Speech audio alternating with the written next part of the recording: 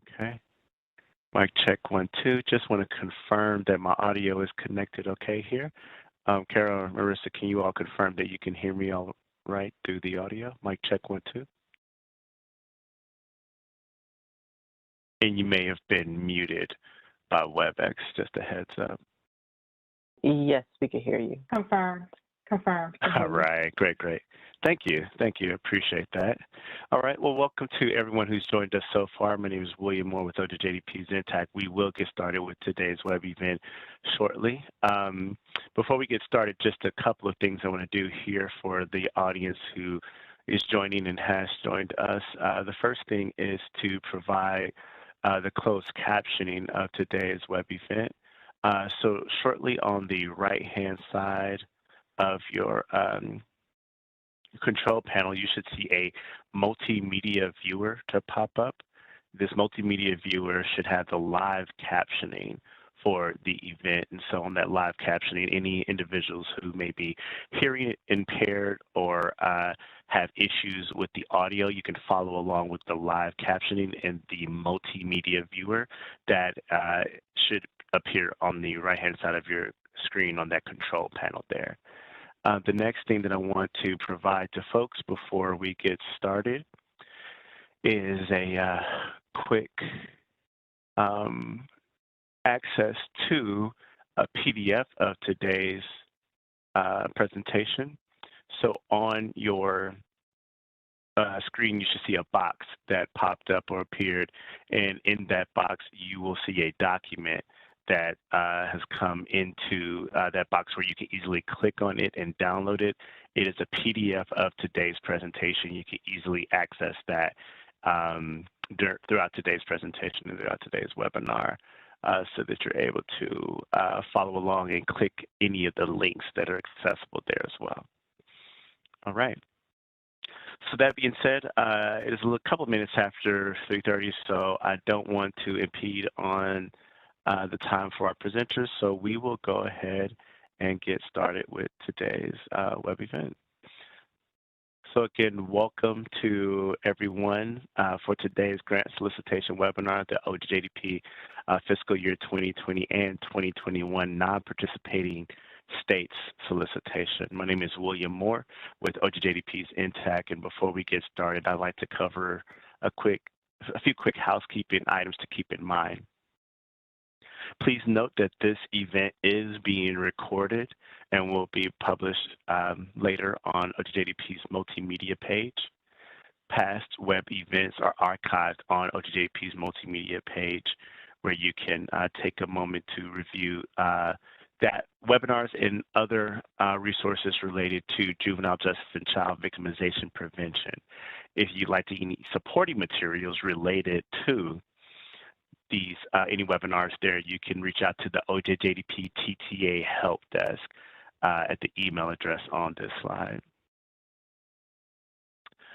Please note that if you're having trouble downloading any of the event materials that I shared earlier, my co-host has placed in the chat a Google Drive link where you can easily click on that link and access the PDF of today's web event.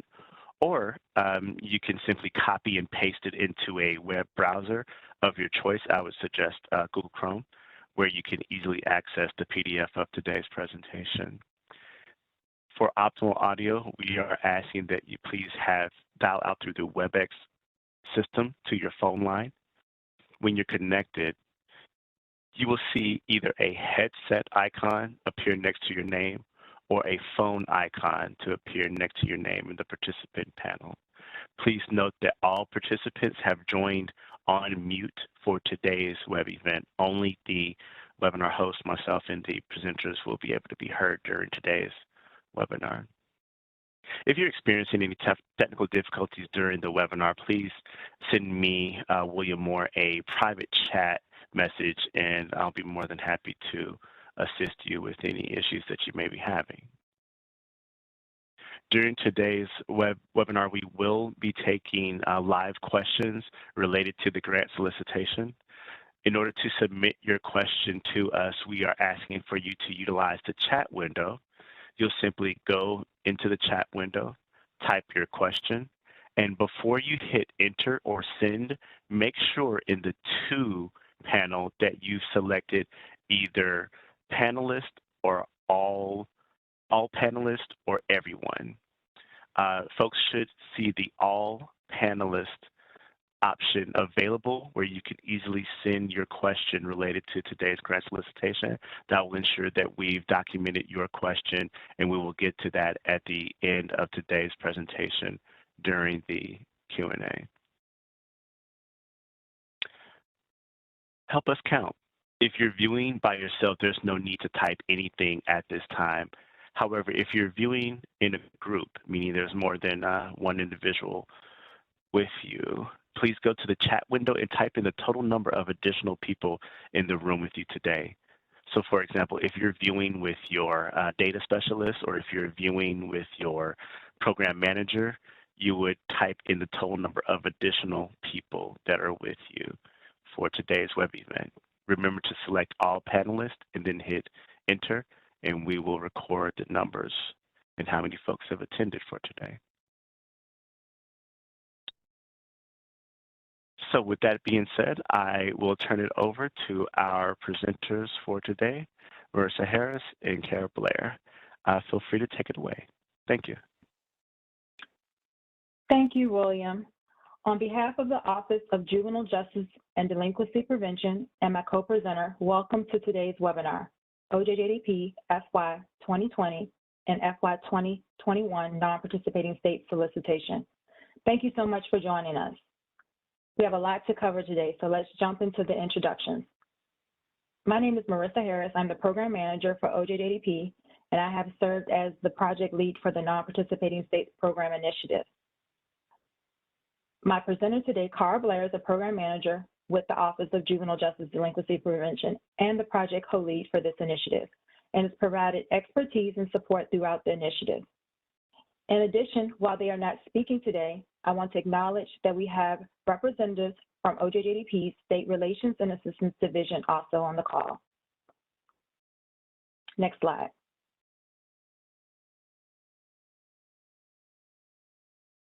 The Office of Justice Programs is a federal agency that provides federal leadership, grants, training, technical assistance, and other resources to improve the nation's capacity to prevent and reduce crime, assist victims, and enhance the rule of law by strengthening the criminal justice and juvenile justice systems. Next slide. In its 6 program offices, we support state, local crime fighting efforts and fund thousands of victim service programs, help communities manage sex offenders, address the needs of youth in the system and children in danger, and provide vital research and data. OJP's vision is to have safe, just, and engaged communities. OJP's values are equal justice, fairness, and transparency, community engagement, strong science, and effective stewardship. And OJP's mission is to provide leadership, resources, and solutions for creating safe, just, and engaged communities. Next slide. The Office of Juvenile Justice and Delinquency Prevention assists local community endeavors to effectively avert and react to juvenile delinquency and victimization. Through partnerships with experts from various disciplines, OJJDP aims to improve the juvenile justice system and its policies so that the public is better protected, youth and their families are better served, and justice-involved youth are held appropriately accountable. OJJDP develops and implements and monitors programs for juveniles. The office also supports many research, program, and training initiatives, develops priorities, goals, and sets policies to guide juvenile justice issues, disseminates information about the juvenile justice issues, and awards funds to states and local units for programming wide. As a component of the Office of Justice Programs within the United States Department of Justice, OJJDP works to prevent juvenile justice delinquency, improve the juvenile justice system, and protect children. And our vision is where we envision a nation where children are free from crime, violence, and if they come in contact with the justice system, the contact should be both just and beneficial to them. Next slide. OJJDP accomplishes its mission by supporting states, local communities, and tribal jurisdictions in their efforts to develop and implement effective programs for juveniles.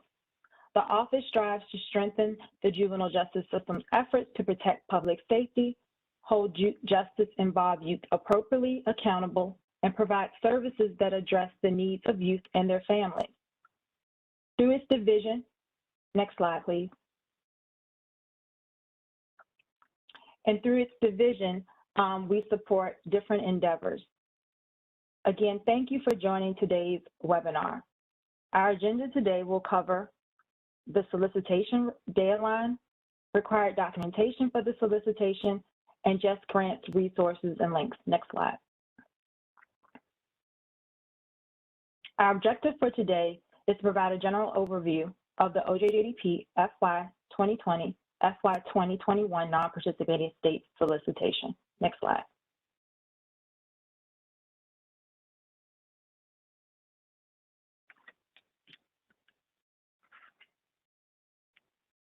In FY 21, applications will be submitting a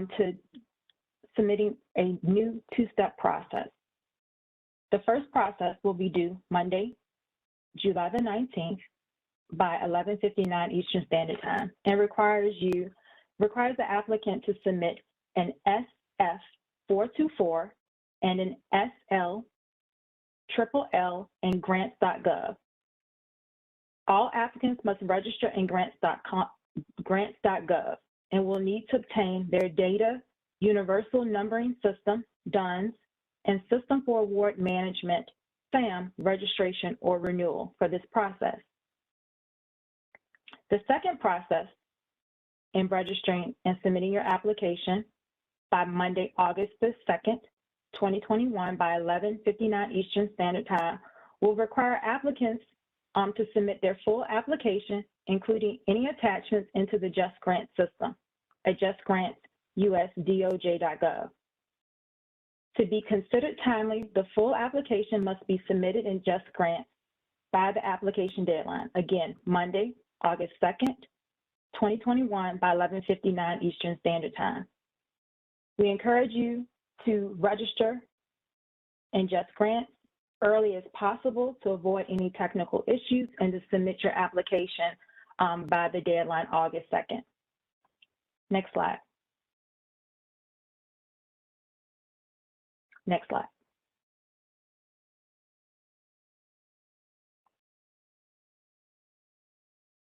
For FY 2020, American Samoa, Connecticut, Nebraska, New Mexico, Texas, and Wyoming, and the Virgin Islands have chosen not to participate or have been found ineligible to participate in the Formula Grants Program under Title II, Part B of the Juvenile Justice and Delinquency Prevention Act.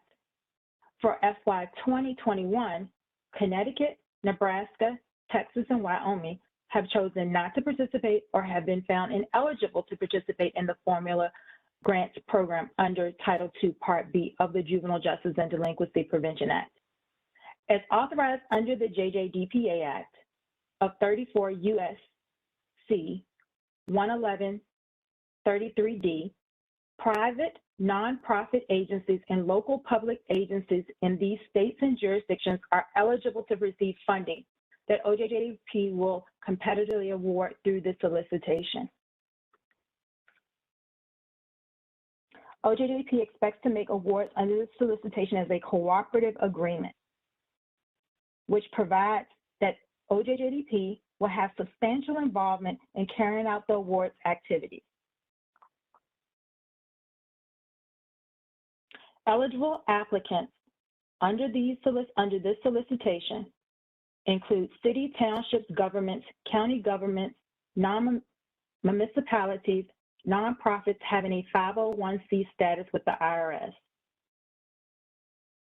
Next slide.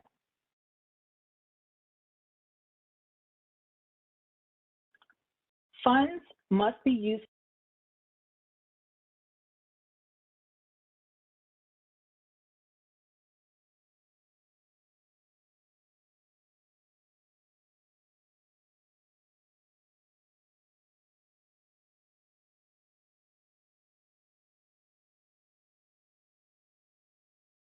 apologize. Can you hear me, William? I got disconnected.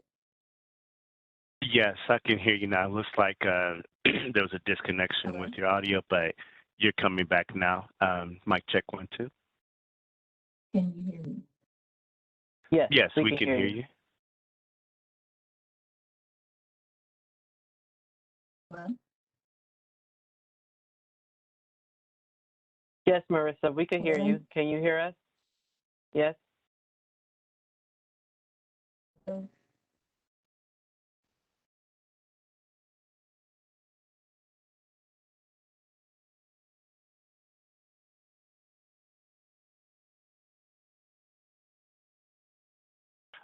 Let's see. It looks like Marissa, you may need to reconnect. Disconnected. Yes, Okay. sorry, I was disconnected. I apologize. Let me start over again. My apologies. Under this solicitation, funds must be used for carrying out the activities of the kinds described in the core requirements of the Title II, Part B Formula Grants Program. As noted, the core requirements are the deinstitutionalization of status offenders, also known as DSO, under 34 U.S.C. 11133A, paragraph 11A and B. And this provides that a status offender shall not be placed in a secure detention facility or secure correctional facility.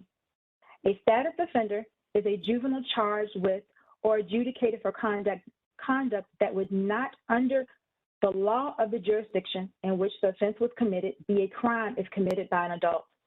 The most common examples of status offenses are chronic or persistent truancy, runaway, violating curfew laws, or possessing alcohol or tobacco. The DSO requirement focuses on eliminating or preventing the placement of non-offending youth and status offenders in secure detention or correctional facilities.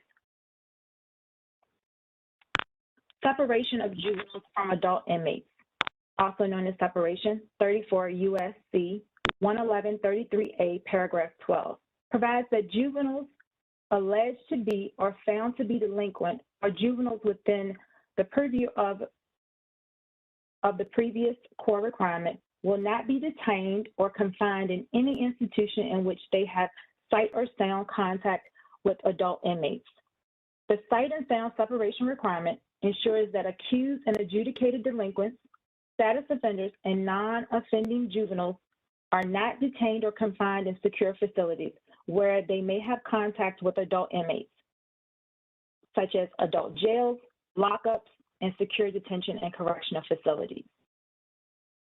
The third requirement, removal of juveniles from adult jails and lockups, also known as jail removal, 34 U.S.C. 11133A, paragraph 13, provides that no juvenile will be detained or confined in any jail or lockups for adults. The jail removal requirement focuses on eliminating the detention or confinement of juveniles in adult jails and lockups.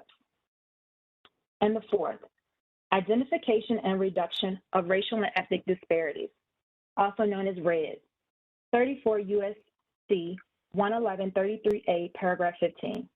RED provides for identifying and reducing racial and ethnic disparities among youth who come in contact with the juvenile justice system.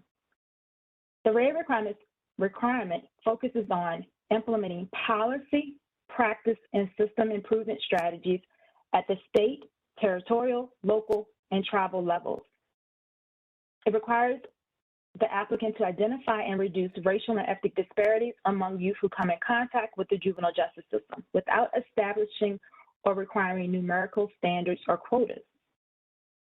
By establishing or designating existing coordinating bodies composed of juvenile justice stakeholders, including representatives of the educational system at the state, local, or tribal levels, to advise efforts by the state, units of local government, and Indian tribes to reduce racial and ethnic disparities, and identifying and analyzing data on race, ethnicity at decision points in the state and local and tribal juvenile justice systems to determine which points create racial and ethnic disparities among youth who come in contact with the juvenile justice system, and developing and implementing a work plan that includes measurable objectives for policy, practice, or other system changes based on your needs identified in your data collection and analysis.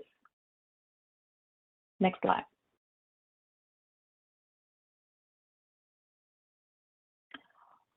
The overall goal of the Non-Participating States Program is to develop, support, and enhance the capacity of a non-participating state to implement comprehensive, evidence-based, and promising programs to meet the needs of at-risk youth and youth who come in contact with the juvenile justice system that involve collaboration with key partners, such as law enforcement, juvenile justice, court services, detention, corrections, jails, lockups, and other law enforcement facilities, youth serving agencies, service providers, state advisory groups, also known as SAGs, and nonprofit organizations. For purpose of the Non-Participating States Program and the solicitation, the NPS program does not support prevention and intervention initiatives, meaning that your funds and programming has to support carrying out those core requirements I have just explained.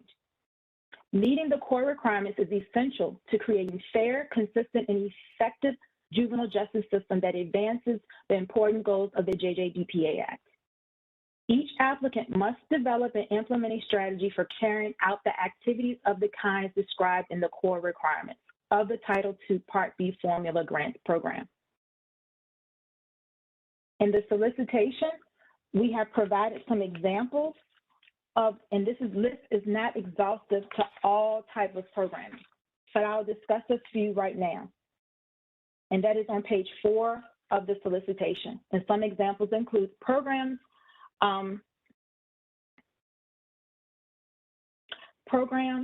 staff support, and other activities to enhance or maintain a state's or jurisdiction's ability to adequately monitor jails, lockups, and secure detention facilities, secure correctional facilities for carrying out the activities designed to support compliance with the core requirements. And this will support DSO, separation, and jail removal. Programs or other initiatives that ensure that juveniles will not be detained or confined in any institution where they may come in contact with adult inmates. This supports separation. Programs or other initiatives to eliminate or prevent the detention or confinement of juveniles in adult jails and lockups. This supports jail removal. Intensive supervision in the juvenile's home as a placement alternative and use of home detention, including electronic monitoring when safe and appropriate. This supports DSO. Emergency foster care, shelter care, group care, and independent living arrangements. This supports DSO. Crisis intervention services, short-term residential crisis intervention programs, and non-secure holdovers that can be used for conflict mediation, emergency holding, and provisions of emergency attention for juveniles with physical or emotional problems. This supports DSO, separation, and jail removal requirements. And programs or other initiatives that examine issues or improve policy, procedures, services specifically devoted to identifying and reducing racial and ethnic disparities among youth who come in contact with the juvenile justice system. For example, examining problems that are affecting decisions from arrest to disposition to detention to corrections. This supports RED initiatives. Next slide.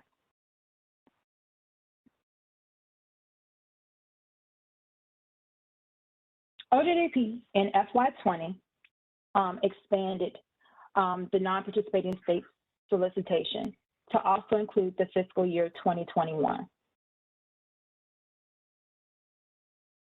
Next slide.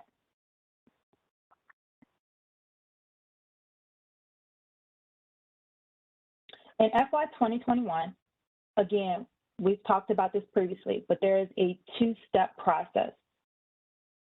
Applicants, again, must register in Grants.gov by the deadline.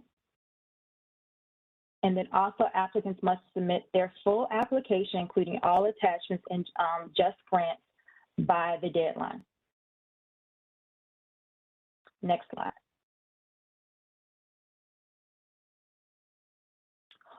What should your application include? Your project abstract, a proposal narrative, a budget worksheet, and budget narrative. There is a web-based form that you must use. Disclosure of lobbying activities form, disclosure of pending applications, and your financial management questionnaire. Next slide.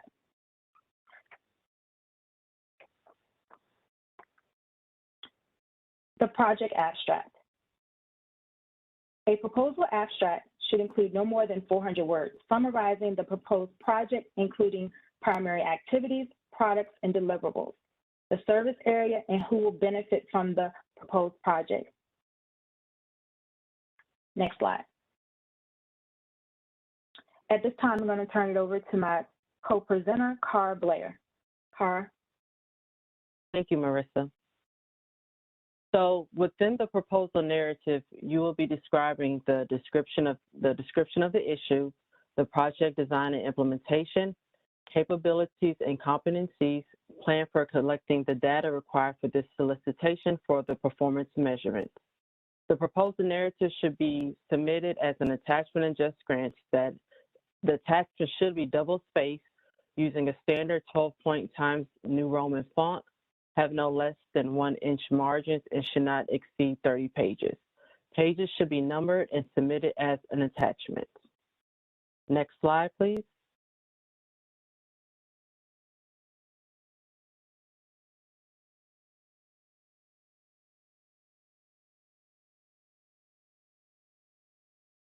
As for the description of issue that's within your proposal narrative, applicants should briefly describe the nature and scope of the problem that the program would address.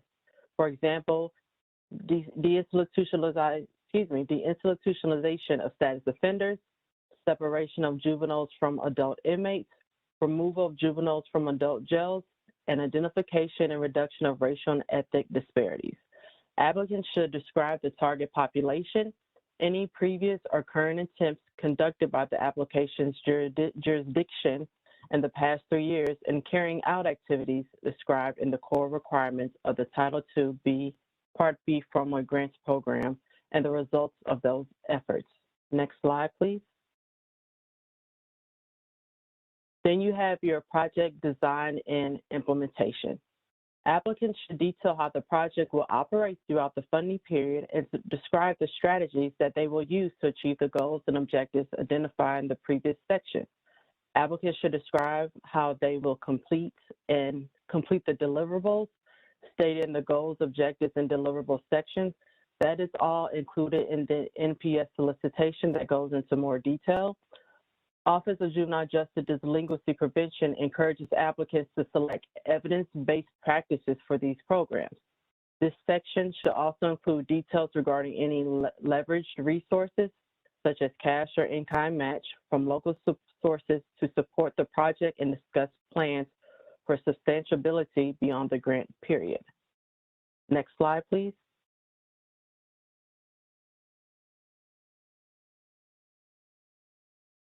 As Marissa sort of spoke on this before very heavily, how important these core requirements are tied into the NPS solicitation and should be part of your application.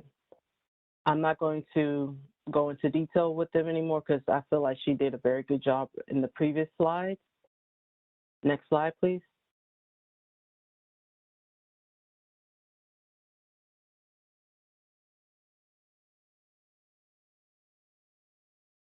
And as we continue with the proposal narrative, programs or other initiatives that ensure that juveniles will not be detained or confined in any institution where they may come into contact with adult inmates must be described as part of your goals, objectives, and performance measures.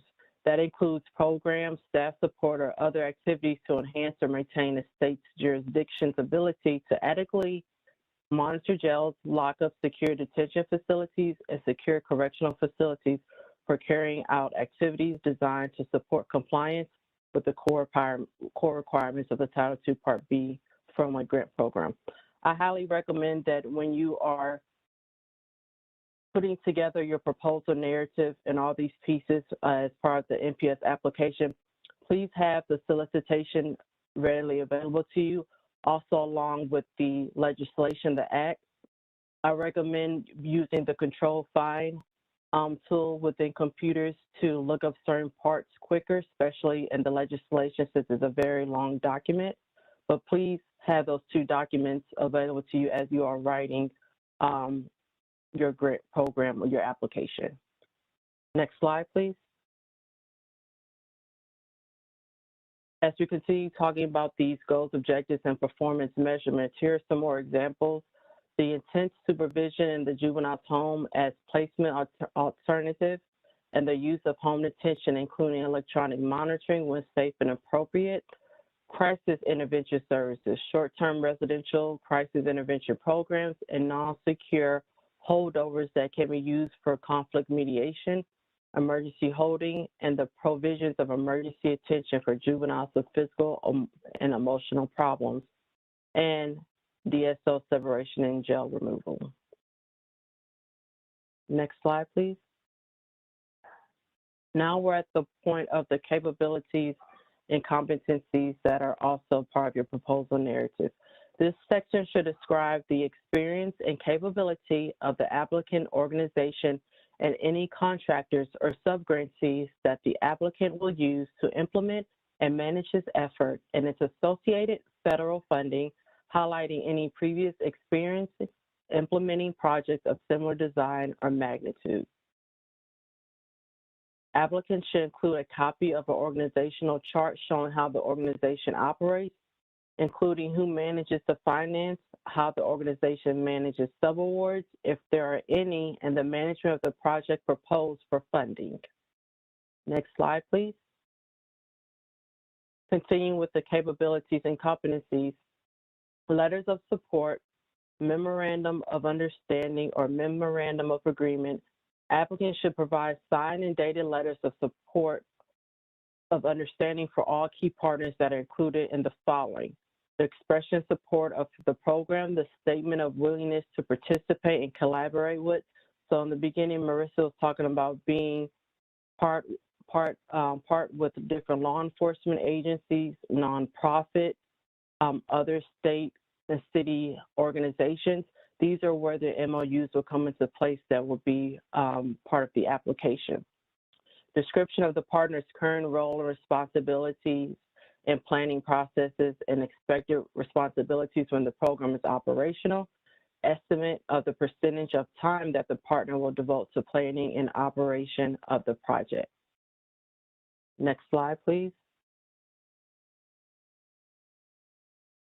The plan for collecting the data requirement for performance measures. A list of performance measures for this program can be found on our OJJDP website.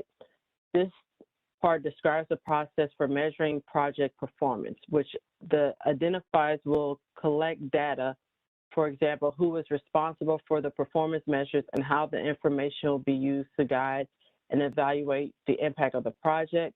Describe the process that will be used to accurately report this data. Applicants are not required to submit performance data with the application. Rather, the performance measurement information is included as an alert that a successful applicant will be required to submit performance data as part of the reporting requirements under an award. So if you are recommended or you are allocated funding for the NPS program, you will have to submit performance measure data or progress reports semi-annually as part of your award conditions. Next slide, please. Also included with this application is a budget worksheet and a budget narrative. Your budget narrative should be very detailed. It should also match up with your budget worksheet. There is a web-based format that you can complete in Just Grants. Also, your budget narrative and worksheet needs to be complete. It needs to be cost effective. It needs to include, make sure that what you're requesting is allowable, allocable, reasonable, and necessary, And also, you could use the Office of Justice Grant Application Resource Guide that is here on this slide to better assist you with getting your budget narrative and budget worksheet together, and also the Department of Justice Financial Guide. Next slide, please. Within your budget worksheet, there are unallowable costs under the NPS program. Those unallowable costs are outlined in the Department of Justice Grants Financial Guide. Some of those unallowable costs are, for example, the cost of gathering, analyzing, or publishing data for the purpose of contributing to the general body of knowledge about a particular subject, research, prizes, rewards, entertainment, trinkets, or any type of monetary incentive, gift cards, vehicles, foods, and beverages. I know foods and beverages are part of a lot of nonprofit organizations for the youth and for juveniles, but under the NPS program, food and beverages is not funded, so you cannot use NPS funding for food and beverages. Fiscal modifications to building, like minor renovations such as painting, carpeting, and also construction.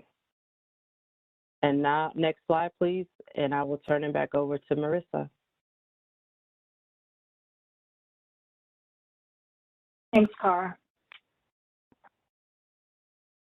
In addition to the requirements that Cara just shared with you, other attachments will be required in the solicitation. And they include a timeline, letters of support, MOUs, and additional OJP application components.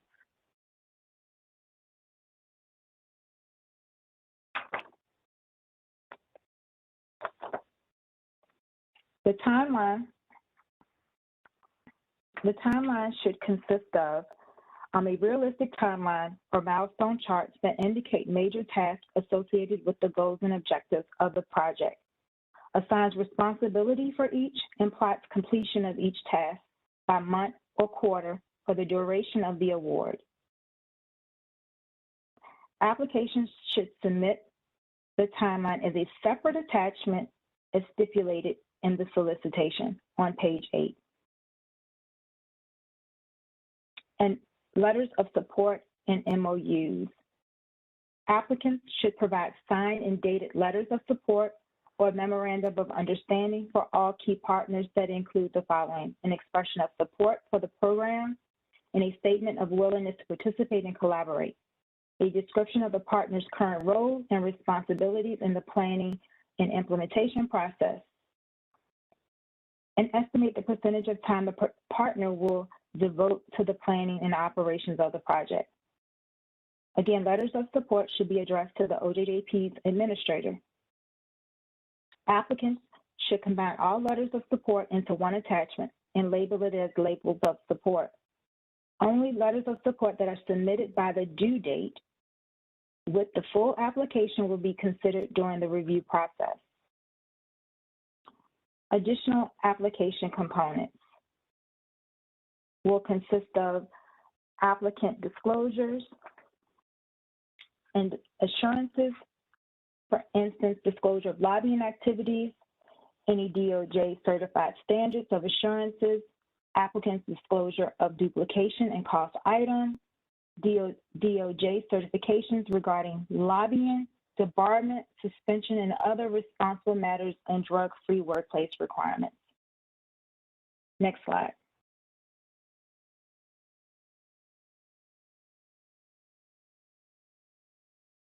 Okay. Under the selection and review process, applications submitted under the solicitation must meet the basic minimum requirements and will be evaluated for technical merit by a peer review panel in accordance with OJP peer review policies and procedures. Next slide. The criteria that the peer review panel will be using is as follows. Description of the issue will weigh 15% and evaluates the applicant's understanding of the program issue to be addressed.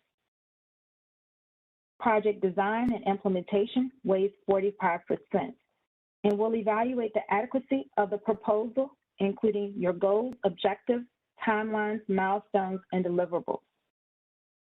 Capabilities and competencies will weigh 25% and evaluate the applicant's administrative and technical capacity to successfully accomplish the goals and objectives. Your plan for collecting the data required for this solicitation's performance measures weighs 10% and evaluates the applicant's understanding of performance data, reporting requirements, and the plan for collecting the required data. Budget weighs 5% and will evaluate for completeness, cost effectiveness, and allowability. Other review factors criteria. Other important considerations for OJJDP will include geographic, diversity, strategic priorities, available funding, and past performance that support the non-participating state in carrying out the activities described in the core requirements. And to the extent which their your budget worksheet and budget narrative accurately explain your project costs that are reasonable, necessary, and allowable under federal law and other federal cost principles. And I just want to also highlight that under the basic minimum requirements, you're required to submit a complete full application. And common things that may have you eliminated during the BMR requirement, that you're not an eligible entity, that you are missing certain requirements, you didn't submit your abstract, you didn't submit your program narrative, could disqualify you under that. This list is not exhaustive. Next slide.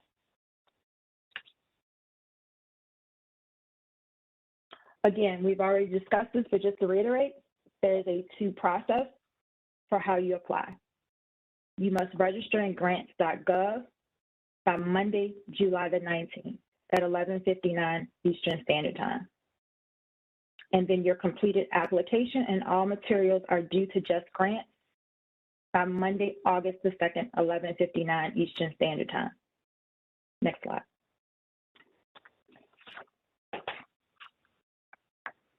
If for any reason you require technical assistance, please reach out to our Grants.gov customer support hotline. And Grants.gov support hotline operates 24 hours a day, 7 days a week, except for federal holidays. Next slide.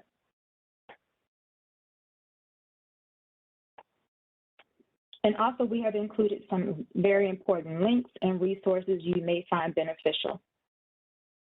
We've included legislation of the JJDP Act as reauthorized in 2018. We've also included a red line version of that, as well as the regulation that supports the formula grants program, and 2 CFR 200 that will assist you in how you should manage your program, and other grant writing resources and tips. Next slide.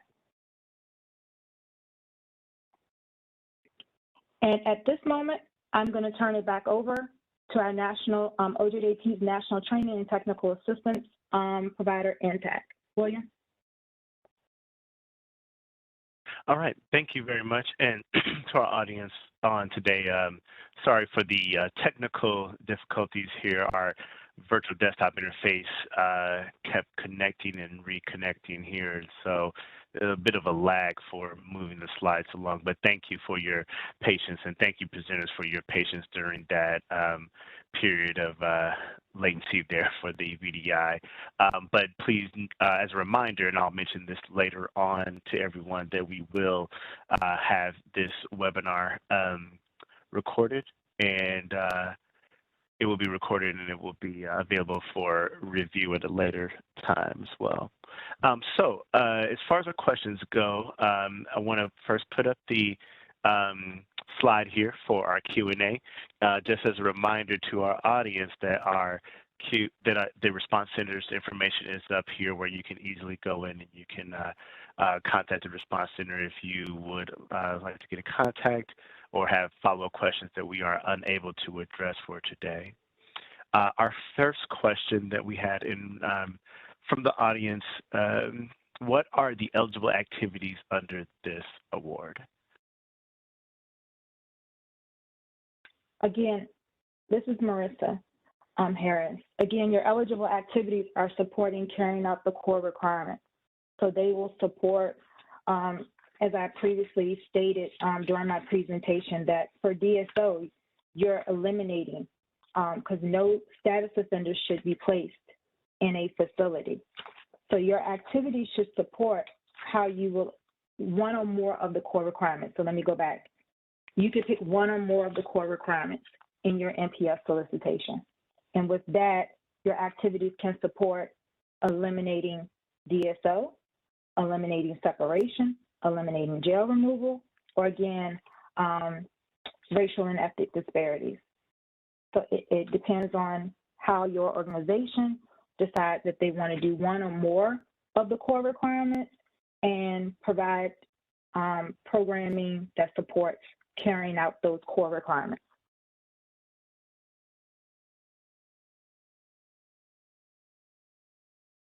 Okay. Our next question here submitted.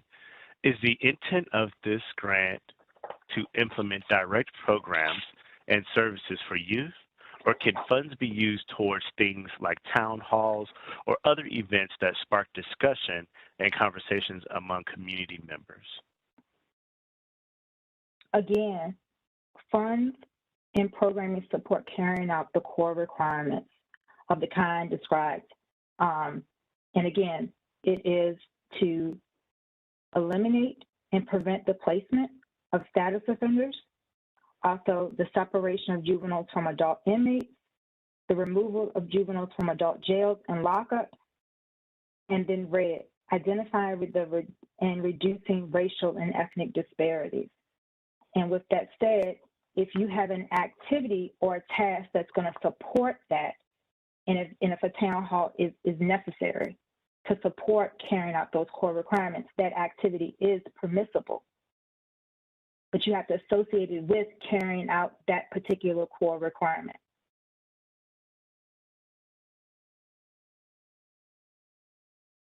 Okay. Our next question here, excuse me. Can the project design include a sub-grant application process where eligible stakeholders across the state apply for a sub-grant to carry out approved activities that the awardee will oversee?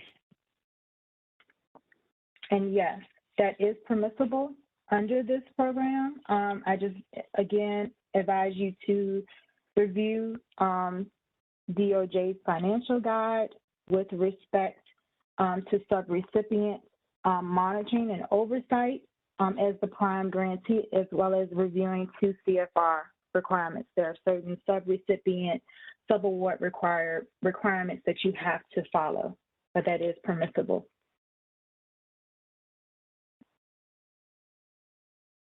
Our next question, or a couple of questions, are regarding budget. Let's see, and I'll ask these questions one by one here. Regarding the budget and the 10% max for personnel costs, our program is to provide extensive training to those working at critical contact points to reduce RED. This requires many personnel. Is that okay?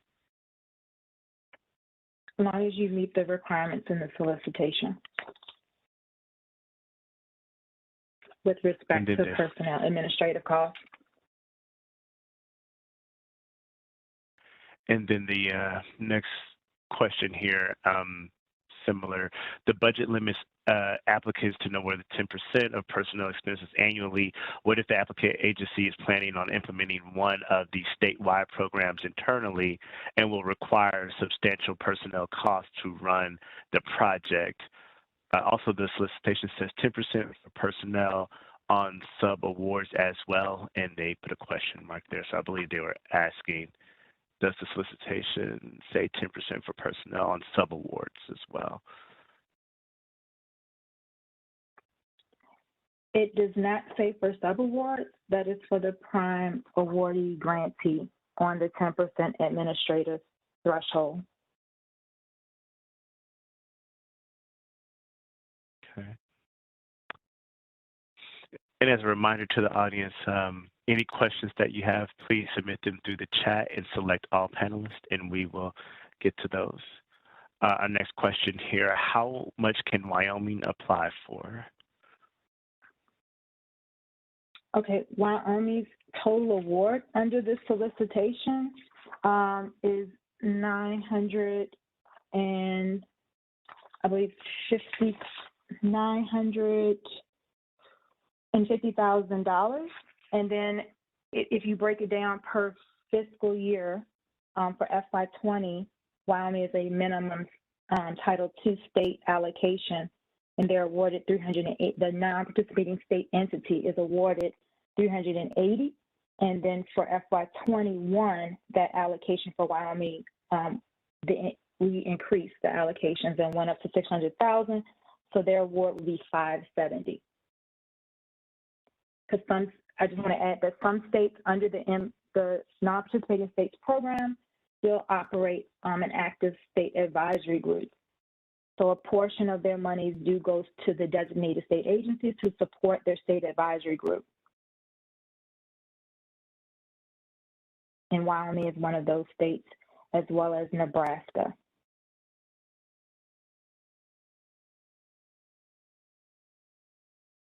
Okay. Let's see, another question here.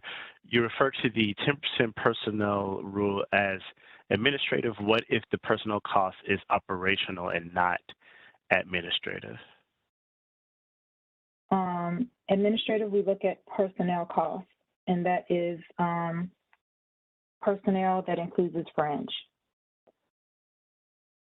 So salary, wages, and fringe would fall under that 10%.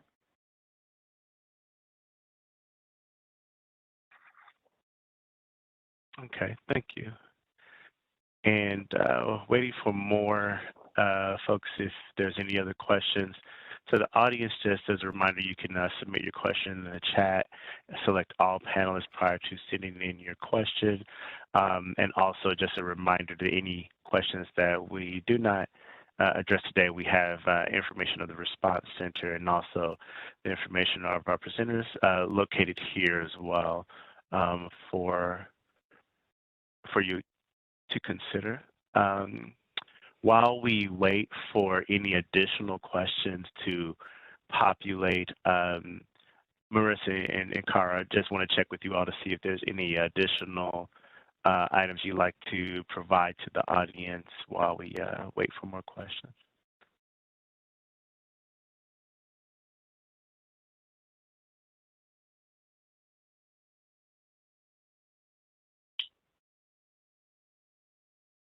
I don't have anything at this moment, William. Okay. I do not either, William. Okay. And it looks like there are no further questions that have come in from the audience. Are you all okay with concluding today's solicitation webinar? We can give it about 2 more minutes, and if there's no more questions, we can conclude. Okay, sounds good. And while folks are sending in or thinking of their questions, just as a reminder that we are indeed recording today's web event. The web event will be posted on OJJDP's multimedia page at a later date for any review of today's content. And then also a reminder to the audience that we do indeed have resources available on OJJDP's webpage. Any additional information that you would like to receive in regards to any webinars that we have posted on the OJJDP multimedia page or on the YouTube page, you can contact the OJJDP TTA help desk, and we've been more than happy to provide any supporting materials for those web events posted there.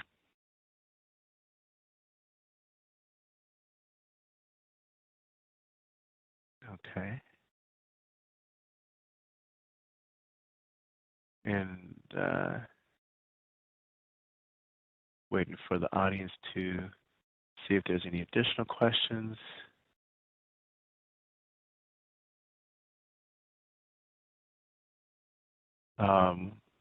And while we wait another minute, just a reminder to the audience that the file transfer is available on your screen where you can easily go and download a PDF of today's presentation. And that PDF does include the information and clickable links where you can access at ease those URLs and links and resources that were displayed today.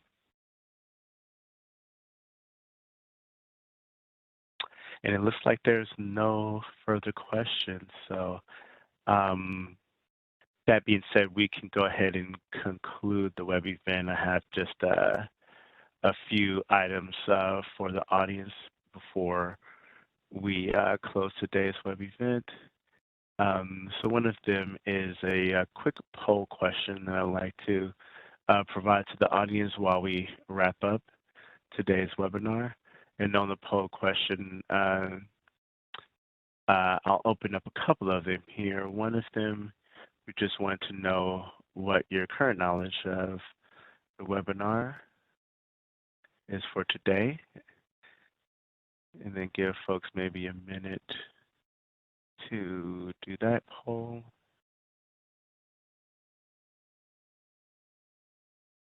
All right. And then for the next poll here, thank you all for submitting that information there. And I'll go ahead and close that poll out for everyone who submitted there. Thank you for providing that information. It'll close in about 20 seconds here.